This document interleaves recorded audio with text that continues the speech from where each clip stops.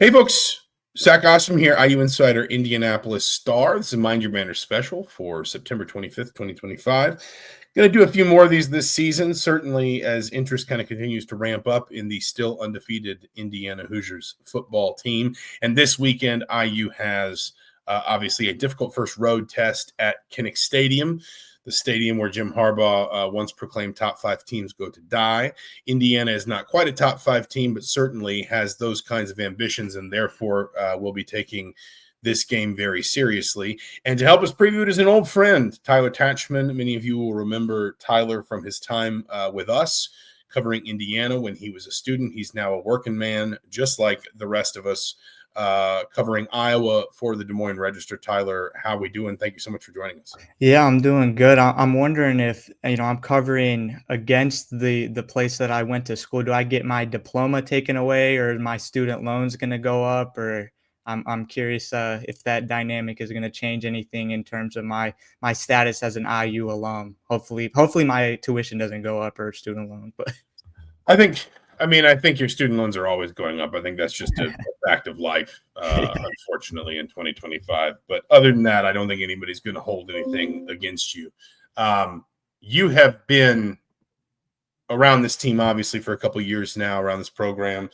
And I guess the first question is, and I know there's kind of always this, Iowa's sort of become almost like a program unto itself, and Kirk Ferentz has been there for so long, and there is this sort of perception that Iowa still plays power football, and they do, but I do think it's worth saying, that the Iowa State game, they only score 13, they lose, but their other three games, 34 points, 47 points, 38 points. I understand in a couple of those, you're allowed to sort of acknowledge the competition, but just early on this season, 1/3 of the way through, how is kind of the discussion shaped up around this team, and what are maybe expectations, I guess, for lack of a better term, from fans, as this season moves into the fall?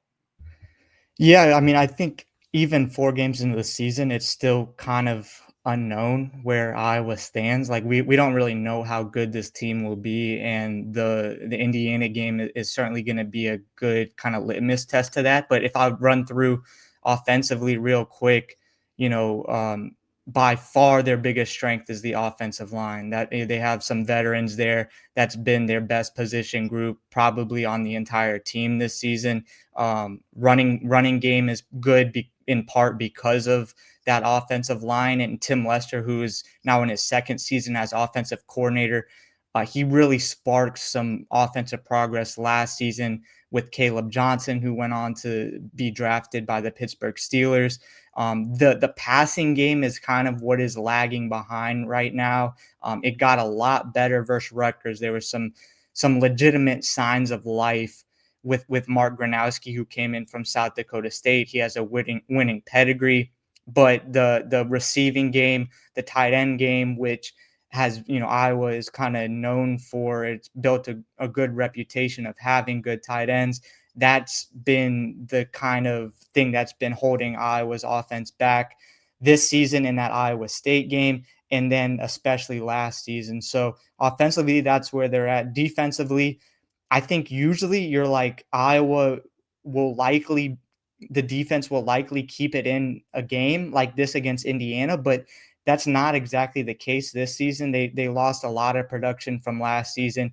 If you follow the Big Ten pretty closely, you probably know the name Jay Higgins. They lost him, but also a handful of other defenders from that were really key last season. So there's a handful of new faces on Iowa's defense.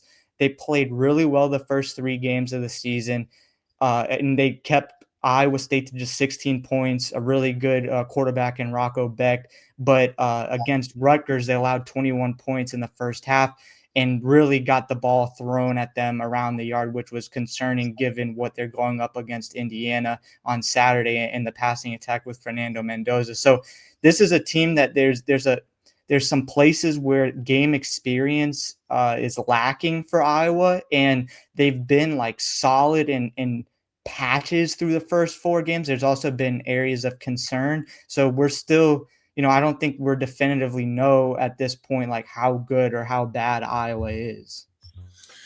I want to focus on, I guess, the two Power Five games first, because it seems to me the complexion of them is very different. They're both on the road. It's worth saying, Iowa has been on the road now twice, and once in a particularly difficult environment. Indiana's not been on the road yet, so that's sort of advantage Iowa.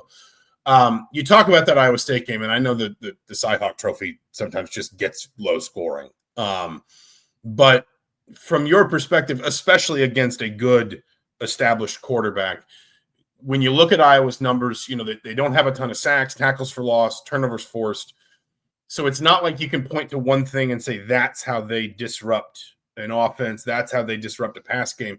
What was it in that game that just kind of kept Rocco Becht from ever really getting – I mean, he didn't have a terrible game, but only 134 yards passing, 18 to 27, one touchdown.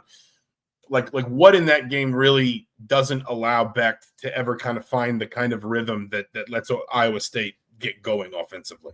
They didn't allow any like really big plays. Like they did a great job of limiting that. Most of the stuff was shorter, and the secondary was tested. That was one of the bigger questions for Iowa coming into the season. But TJ Hall, who's a veteran guy in terms of time in the program, but hasn't like really emerged as a high level cornerback that Iowa is used to having. He played really well, and the secondary as a whole kind of proved itself for the first time. It's a younger secondary. They have basically two cornerbacks who came in with some questions coming into the season around them. Same thing with Cash, which is kind of like a hybrid that Iowa plays as like a linebacker and safety.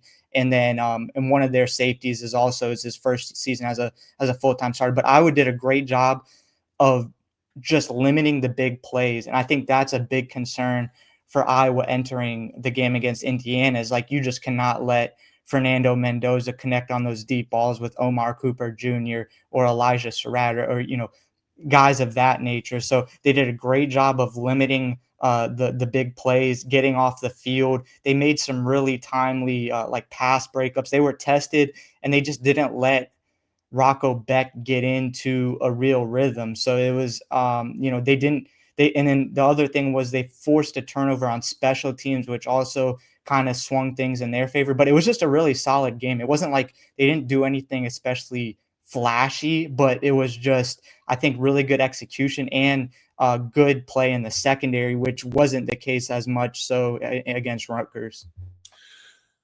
It's interesting you mentioned limiting big plays. That's obviously been a strength for Indiana this season, and it strikes me that Iowa is one of the best teams in the conference in terms of long scrimmage plays allowed. They are first in the conference in explosive rushing plays allowed. They've only allowed 4 rushes of 10-plus yards. They have not allowed a rush of 20-plus yards. For perspective on the other side, and again, allow for the opponent, but we also saw what Indiana did last week against Illinois.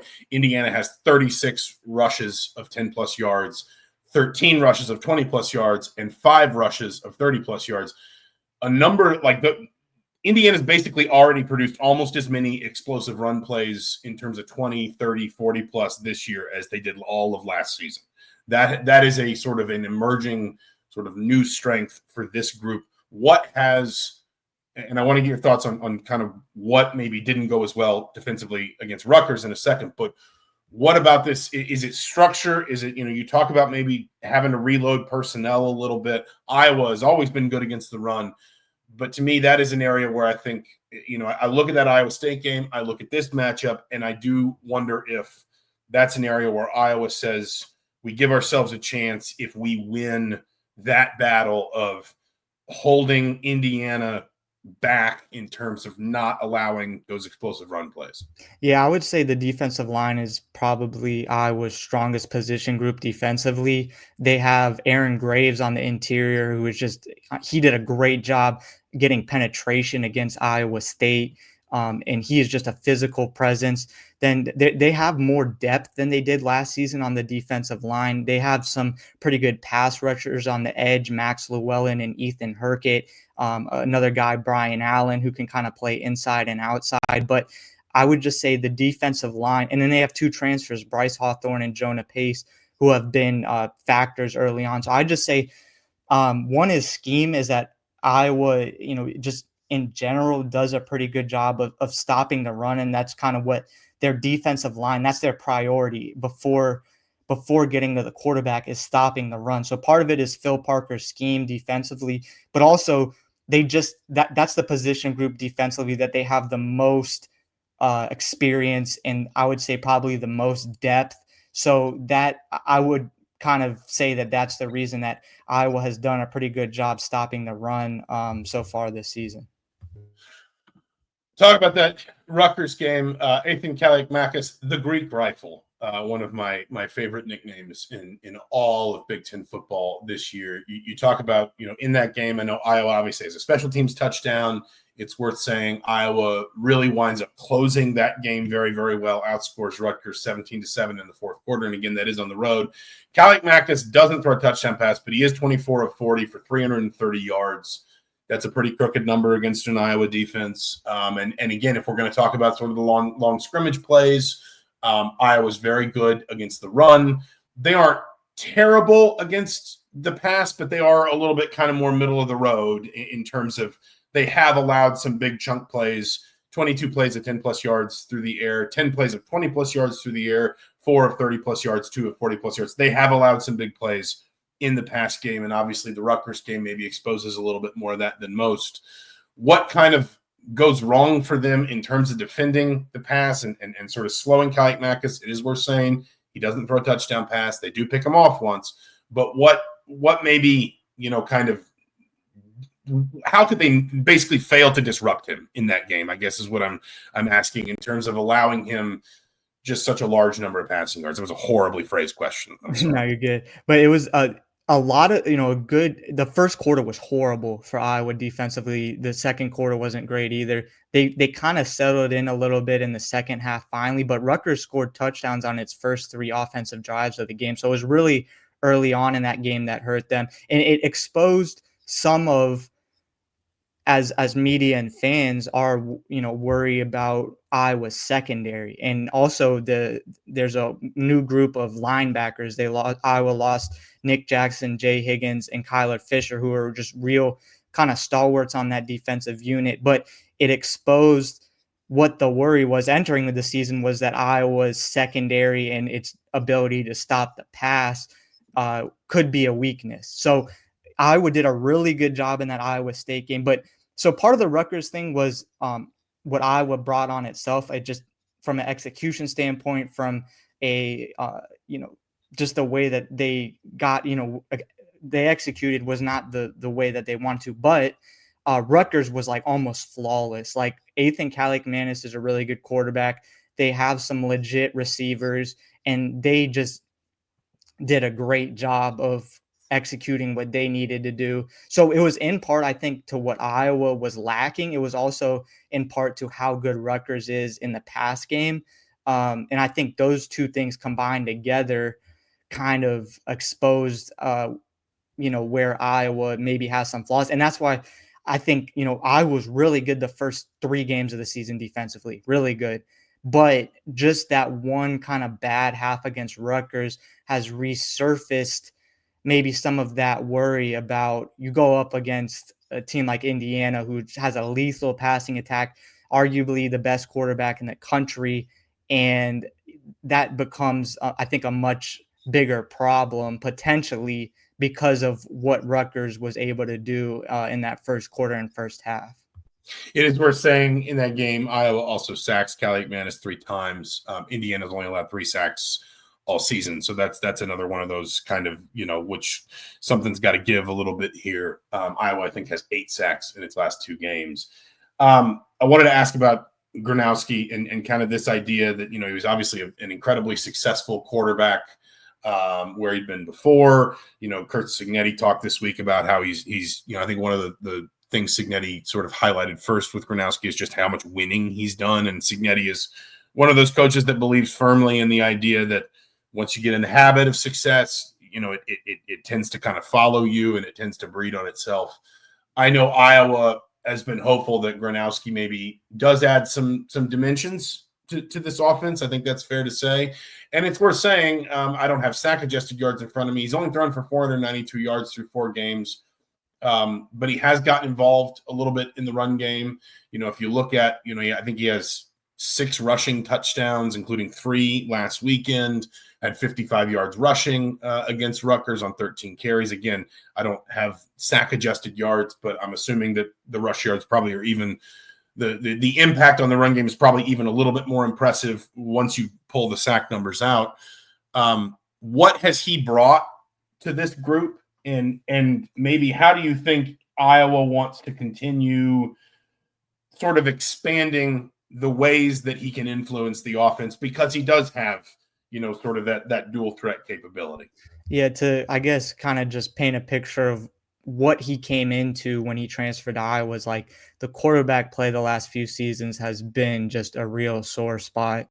Cade McNamara wasn't what a lot of people hoped. There's been injuries. So he came into a place that was basically starving for at least competent quarterback play. And because of the resume he had at South Dakota State, winning 2 national titles there, he generated excitement coming into Iowa that he could change what has been a position that has been severely underwhelming. His very first game at Iowa against Albany it wasn't good at all. He was kind of wrecked by nerves, which was jarring to see a little bit for someone that's played so much college football. But since that game, he has gotten better in each of the 4 games. So he got better in the Iowa State game, even though Iowa lost. He got better in the UMass game, and then his best game of the season was against Rutgers. So there's been a progression of him steadily improving each week. And then certainly Indiana is going to be a major test to that trajectory. But one of his biggest weapons, I think, really is his ability to run. He's a physical runner. He's not fast, but he's faster for someone that's his size. He's a big guy. It's not easy to bring him down. Like, he's the type of guy that if he gets hit, he's going to fall forward typically. So it's not like you're going to rip, I was used that in the red zone as well, around the goal line, with him basically just, taking the snap and doing like a quarterback power type deal. So that has been a real weapon. His passing has gotten better by each week, and it really finally kind of broke through against Rutgers and being able to hit some of those deeper balls. That's where I was really lacked, is the explosive passing plays. They found that against Rutgers on a more frequent basis, which was a very welcome development. In Iowa, against Iowa State, this is worth mentioning, is that they brought out the slow mesh a couple of times, which if you're unfamiliar, it's basically like a slower version of a RPO. So Warren Ruggiero ran that at Wake Forest when he was their offensive coordinator. Iowa hired him as an analyst this offseason and have implemented that into the offensive scheme. So I wouldn't be surprised to see Iowa bring that out against Indiana. They didn't bring it out against Albany or UMass. They did against Iowa State. I could easily see Iowa trying to use it as in their advantage to catch Indiana flat-footed. It's something that's difficult to defend just because of how slow it is. It's basically Mark Gronowski keeping the ball in the running back's belly, and in the running back's stomach, until he sees Indiana make a decision of whether they're trying to stop the run or stop the pass. So Iowa will sprinkle in some more traditional RPOs as well. That's something that's part of Tim Lester's repertoire. So that's kind of where the passing game in Mark Gronowski stands through 4 games. Yeah, I was going to ask about that, and I guess also about like other personnel that Indiana fans should know. But just, you mentioned the slow mesh. Essentially, ways you think Iowa might be a little bit less conventional with Gronowski, because it's one thing to have a rushing quarterback. It's another thing to have one you trust. It's another thing to have one that you're comfortable, allowing him to get hit, fairly consistently. It sounds like Iowa's not sort of bothered with Gronowski playing a little bit more physically within the position. But I think that's good insight just in terms of, maybe some things that Indiana has not seen before. They saw some mobile quarterback type stuff and frankly struggled against it in a couple spots against Old Dominion. Maybe they can pull back on some of that against Iowa. The other question I had was just, other personnel. I mean, it's worth saying, Iowa, I think Indiana fans will be well aware of sort of the cultural history of Iowa football, particularly offensively. They've got two different running backs that have each rushed for close to 200 yards already this season. You talk about using Gronowski in the red zone. He's their leader in rushing touchdowns. He's got 6 of their 10 rushing touchdowns, but that means there's 4 other players that have a rushing touchdown. They obviously have a real weapon in special teams. We saw that last weekend against Rutgers pretty much from the jump. But are there other kind of, I mean, I hate the phrase players to watch, but names that Indiana fans need to know ahead of this weekend? Yeah, I would say Kamari Moulton, a running back. He was Iowa's starting running back to open the season, got hurt really early on, but he would be at the top of the list in terms of playmakers in the backfield. He played well. He returned against Rutgers after he got hurt, against Albany, and had a good game. He's someone I would definitely watch. In the receiving game, drops have been an issue. So that Mark Gronowski hadn't played great early on in the season, but Iowa's receivers, that's a major talking point right now, is the inability of Iowa's receivers to be able to hold up their end of the bargain. I would say Seth Anderson is one of the better receivers that Iowa has. Jacob Gill, Sam Phillips. They have some guys with some speed and some elusiveness. The problem has been simply catching the ball. So that's something that I think is a concern for Iowa moving forward. In terms of, also you mentioned special teams. Caden Weegan is the returner that they have, and if Indiana is smart, they're not going to let him get his hands on the ball if possible. He has 4 in his career. He has 2 punt return touchdowns, 2 kickoff return touchdowns. In each of the last 2 weeks, that he had a 95-yard punt return against UMass, and then he took one back in the opening kickoff against Rutgers. So he also contended. He did this happen in the Iowa State game. He can try to do a little bit too much and get himself into some trouble. So maybe Indiana tries to use his aggressiveness against him, or maybe they just try to keep the ball out of his hands in total. I'm trying to think else offensively. I mean, the offensive line has been really good. Logan Jones at center, probably one of the best centers in the country. Jennings Dunker.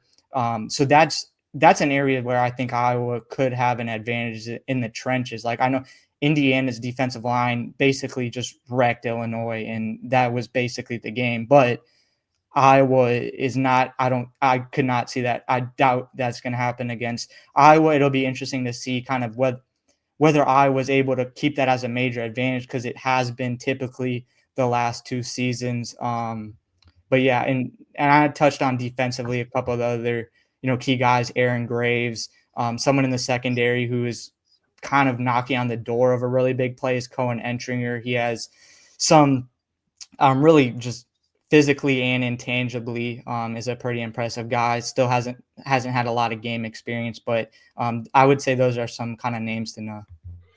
I should ask this just purely because we're doing kind of the scouting thing. Any injury concerns for Iowa heading into this weekend that you think make any real difference to this matchup? Yeah, Jazz Patterson, he's actually Iowa's leading rusher. He's out. He got hurt in the Rutgers game, but I mean, you look at it on paper and he's Iowa's leading rusher in yardage, but Iowa has really gone like a backfield by committee. So it's not like a devastating injury. And like I said, Kamari Moulton was Iowa's starter to open the season. So that's not great, but it's also not going to totally keep Iowa behind the sticks. Xavier Williams, another running back, he's out. It sounds like Seth Anderson, who is one of Iowa's better receivers, he got dinged up in the Rutgers game. It sounds like he's going to be good to go. So there's been a few injuries here and there, but nothing that I would consider like especially devastating to Iowa. I guess the last question I had is really a pretty basic one, but what is the feel around this game? I opened with that Jim Harbaugh quote, and we're to take people behind the scenes briefly. We're recording this on Thursday. It will go live on Friday. By that point, I'll have a story up on indystar.com/sports and insider that basically just sort of says, proving yourself in Iowa City is sort of a rite of passage for big time programs in the Big Ten, because it is one of those places where, if Iowa can suck you into playing their game And obviously, the atmosphere, the stadium, all that stuff speaks for itself. But I'm just curious what, I imagine there's a difference between, number 2 Ohio State and number 11 Indiana. I know there's a healthy amount of respect within the program for what Curt Cignetti's done, but I'm just curious for just your take or your sort of observation on what the feel is around this game, both maybe internally within the program and then also just kind of within the fan base. Because on the one hand, you're playing a ranked team, you're playing a team that's done some impressive stuff the last couple seasons. But on the other hand, maybe it doesn't quite have the juice of Iowa, Penn State, or Iowa, Michigan, or is there still kind of that energy around a game like this? Do you think? Yeah, I think there is. I mean, it maybe doesn't have the traditional shine of like an Ohio State and a Penn State, but you would consider probably Indiana like a new blood if we're going to use that term in college football. I would say the Iowa fan base is starving for a win like this because they are 0-10 in the last against the last 10 ranked opponents. That's been something that has been brought up with pretty frequently. Iowa's like one of the most consistent programs, right? But there's also been a clear gap between where they are at and the more elite programs. So, but within that stat of the 10 losses in a row to ranked teams, only one has come at Kinnick Stadium. Almost all of them have come at either a neutral site or away. So Iowa hasn't had a ton of opportunities to beat ranked opponents with the home crowd behind them. So I would expect it to be an even crazier atmosphere because this is a fan base that so badly wants a win like this to kind of give reason to continue to believe in the program because it's gotten difficult over the last few years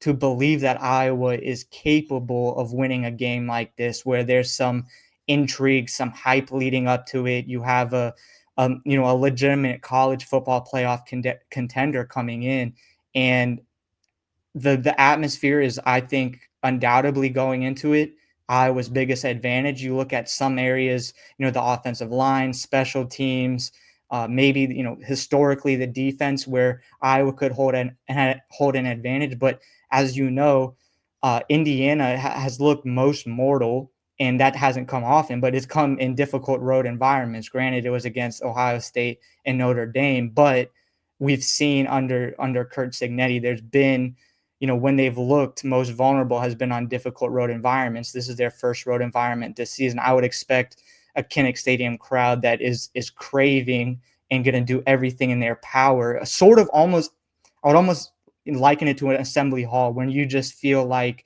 the crowd almost wills, Indiana to at least stay competitive and stay in the game. I could see that happening at Kinnick. Iowa certainly is going to have to show up on the field and reciprocate that energy. But this is a fan base that really badly wants a win like this. I guess this is maybe a neat way to wrap it up is, we've seen Indiana able to put up some crooked numbers, and obviously 63 last week against Illinois. They haven't scored less than 27 all season. Even if you go back to last year, they scored 47 at Michigan State. They scored 42 at UCLA. I think this is a better team than either of those teams, and certainly a tougher road environment. But I look at Iowa, and you've got the Iowa State game that maybe takes on a familiar pattern, and an unwelcome but familiar pattern for some Iowa fans. But then you also have a game where Iowa puts up 38, including 31 offensively at Rutgers just last weekend. Like, if Indiana gets to, let's say, 30, 35 points, do you think Iowa can score with Indiana, or do you think this needs to be a lower scoring game for Iowa to win it? Well, last season, there would have been no chance that Iowa would have been able to keep up. I think it's more likely for them to be able to this season. That's kind of the dynamic with Iowa at this point is I'm not sure. Can you count on the defense more? Can you count, is maybe the offense going to have to take a bigger role than it has traditionally? Iowa is more likely to be able to hang in a shootout this season with Mark Gronowski at quarterback than it would have been able to last season or the season before. I think I think, ideally Iowa keeps it a low scoring game because that's just the bread and butter for Kirk Ferentz. But if it does balloon into a higher scoring game, we saw Iowa be able to come out and beat Rutgers on the road, which I think is an encouraging sign to the point that they can maybe win in a little bit of a different way than they have the last few seasons. On the same token, it wouldn't shock me. We know that Kurt Signetti, he's not going to take his foot off the gas pedal, right? Like if he's not going to feel bad for Iowa if they're getting boat raced at home and be like, we're just going to let it. Like I could see a world in which Indiana just beats the brakes off of Iowa if Iowa doesn't show up. But that said, I think I was a little bit more equipped to at least hang in there offensively if it does become a high scoring affair. He's Howard Tachman from the Des Moines Register. I'm Zach Osterman from the Indianapolis Star. This has been Mind Your Banners, a Mind Your Banners special. Again, we're recording it on September 25th. You'll hear it starting September 26th. But thank you all so much for listening. Indiana at Iowa, 3:30 p.m. Saturday, 3:30 p.m. Eastern time, of course, 2:30 p.m. local in Iowa City. Games on Peacock, so you better go find a subscription or a login. Watch a little soccer Saturday morning. You know I'll be doing it. Thank you, Tyler, for joining us. Thank you all for listening. We will be back Saturday evening, I suppose, with our post-game podcast, rain or shine. But until then, for the Indianapolis Star, I'm Zach Osterman. We'll talk to you soon.